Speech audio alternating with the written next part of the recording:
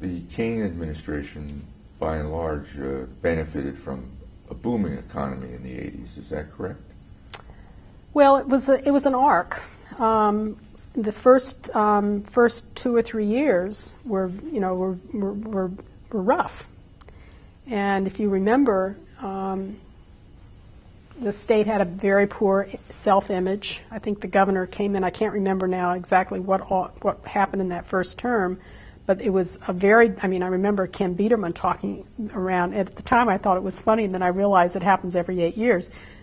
The new governor comes in, and they're shocked at the state of the budget. They are shocked at the size of the deficit. And Ken had to deal with that with the governor and with Greg and, with all the people in that first term. And then it arced up. The economy arced up, and I think there had been some kind of a tax increase. I can't remember in the first term. So by the time I got there was lots of money. By the time we left, we were in the tank again. So it was a complete narrative.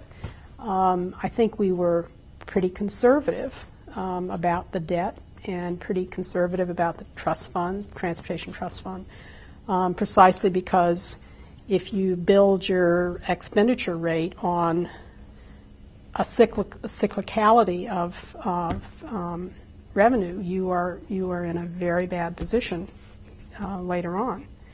At the end, I can remember that Christmas before the year before the end of the term, I would go into the governor with the economic projections, and he'd say,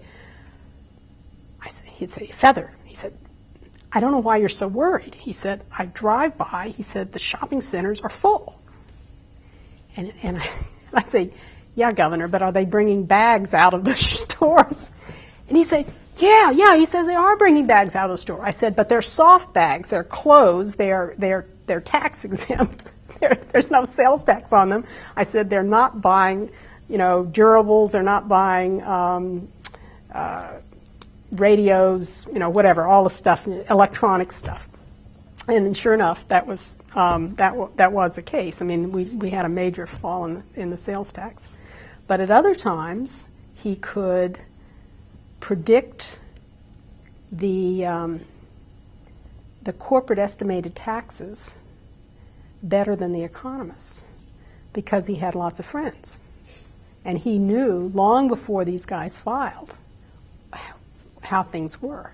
And so he would, and there was another time where we went in and said, Governor, let's raise the rate at which people, the threshold for paying income taxes at all. We can relieve all these people of paying income taxes.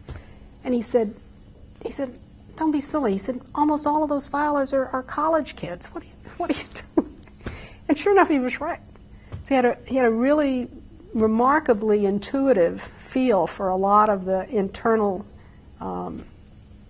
elements of what the economic dynamic really was.